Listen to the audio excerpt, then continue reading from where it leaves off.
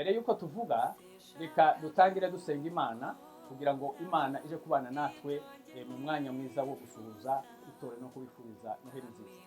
Mwami Imana, ndagushimiye kubw'impano nziza watanze iva mu ijuru ku Mana, ari we Yesu Kristo waje mu isi, avukira mu isi, yicisha bugufi cyane, abzarwa n'umuntu, yemera kuba umuntu nkatwe, ariko kandi yari Imana yuzuye. Iyo ni impano yaje ivuye mu ijuru ku Mana. Reka iyo mpano ibe mu bantu bose, kandi abantu bose bahabwe ubuntu bukwiriye. Igihe cyose tuzaba turi imbere yawe tuguhimbaza kuzi imirimo myiza wakoze ku bwacu. Uzaba uri kumwe n'abantu bose aho bazaba bari, kandi nanone Mwami, uyu mwanya turakuragije kugira ngo dushoboze kandi duhe imbaraga ku bw'ubuntu bw'Imana. Yesu Kristo umwami wacu dusenga. Amen.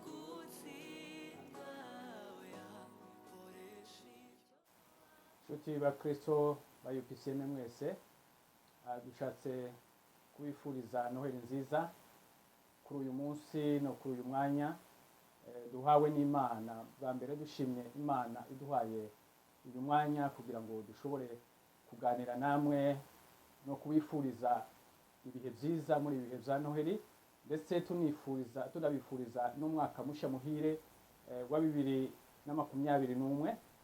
Ariko cyane tubanje kubifuriza Noheli kuko niyo dufite kuri iyi minsi ya 25 cyangwa 25, cyane tubibutsa ko muri abakristo, iryo zina abakristo rirakomoka kuri Kristo ubwiwe, risobanura ngo nuwasizwe. Bene Kristo, abantu ba Kristo basa na nyiri bwite, basa n'abakristo. Izina Kristo nuwasizwe, namba Kristo yaraje mu isi ari impano, yarasizwe. Natwe dukwiriye kuba turi abasizwe. Si abakristo gusa ba UPCM, n'abakristo bari ku isi hose, bose dukwiye kugira karakteri za Kristo, uwasizwe n'Imana. Yaje mu isi, yoherejwe mu isi k'impano y'abari mu isi, aza ari uwasizwe. Nacyo cyatumye azana n'integuza, azana n'abahamya benshi baza kumuhamya. Igihe yavutse, abamarayika baje batumwe n'Imana baza gusingiza, bababwira n'inkuru ko Kristo yavutse. Abungeri barahagurutse baja kureba, bakimara kumva iyo nkuru. Bivugwa hano ni muri Luka ibice 2 n'umurongo wa 14, haravuga ngo mu ijuru icubahiro kibi cy'Imana, no mu isi amahoro abe mu bo yishimira. Iyi ni indirimbo abamarayika baririmbye, yarimo amagambo abiri akomeye. Bavugaga icubahiro cy'Imana kuko Imana yohereje iyo mpano. Yesu Kristo aza mu isi n'impano y'abari mu isi. Baravuga ngo wakoze icyo kintu, watanze iyo mpano ariyo Mana. Baravuga ngo ikwiriye icubahiro kibi cy'Imana. Iyo mpano yaje ku bwawe, urakwiriye gutanga icubahiro ku Mana. Imana yatanze iyo mpano ari we Yesu Kristo. Barongera baravuga bati amahoro abe mu isi mu bo yishimira. Ayo mahoro niyo tubifuriza muri iki gihe cya Noheli. Yesu yatanzwe mu isi kuba impano y'abari mu isi, yazanye amahoro. Abari mu byaha bakurwa mu byaha. Impano y'Imana yaje mu isi, izana iby'ijuru, irabizana no ku isi. Impano ikomeye y'Imana iza kuba ari mu isi, abari bategereje agakiza, baba Abisirayeli, baba abanyamahanga. Twese twahawe iyo mpano, duhindurwa kuba umwe na Kristo wikoreye ibyaha by'abari mu isi. Kuko abamarayika bavuze inkuru, baravuga bati muhawe Kristo uzitwa umukiza. Uwo niwe mukiza w'abari mu isi, waje mu isi kugira ngo dushobore guhabwa ubwo buntu. Rero tubifurije Noheli nziza, tubifurije umwaka musha muhire, tuvuga ngo dukomeze tugire urugero rwiza. Kristo waje kuvuka mu isi, reka avuke ahantu hose. So kuvuga ngo avutse ubu nyine, yavutse kera, hashize imyaka 2020.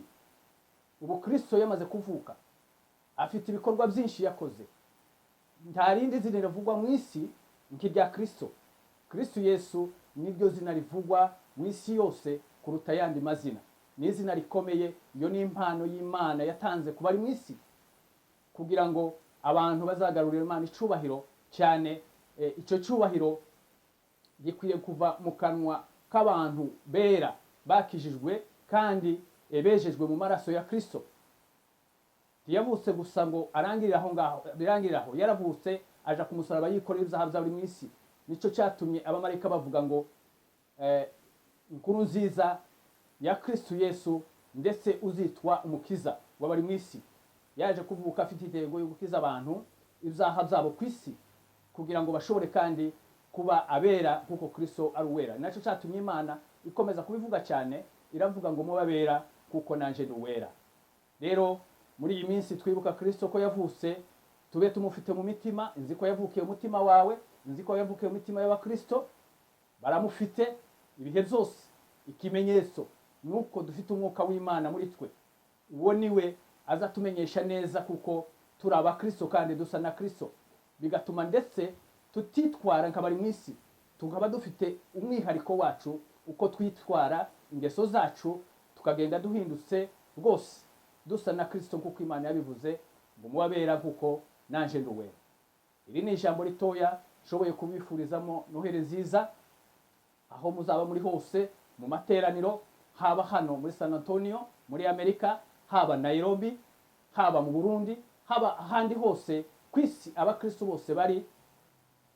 Tubifurije Noheli nziza, turavuze ngo muzagire ibihe byiza kandi Kristo ubwiwe azabane namwe muri ibi bihe bya Noheli ndetse n'umwaka musha muhire. Tuboneye umwanya wo kubifuriza uwo mwaka musha kugira ngo uzabere umwaka mwiza w'amahoro. Arya mahoro abamarayika bavuze ngo amahoro abe mu isi. Ayo mahoro ne tubifuriza muri uriya mwaka dutangije 2021 kugira ngo uzabe umwaka mwiza utarimo ibibyorezo kibyabaye muri uyu mwaka wa 2020.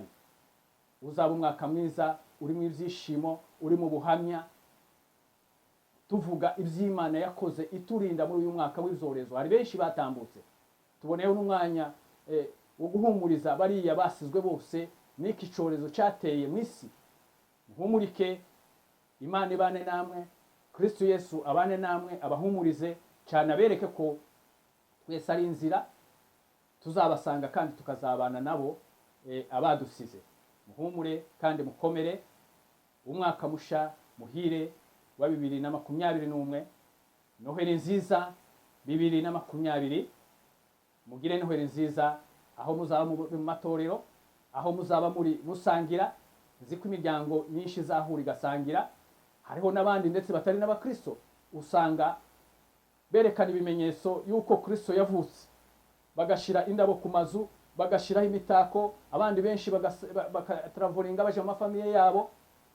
Abo bose naberekana ko Kristo ari impano yaje ikomeye mwisi kubw'abantu bose kuko Imana yabivuze ngo yakunze abari mwisi bose. Umwizera wese atarimbuka ahubwo ahabwe ubugingo buhoraho. Muri uwo mwana nimo hari ubugingo buhoraho. Imana ibafashe kandi Imana ibahe umugisha. Amen.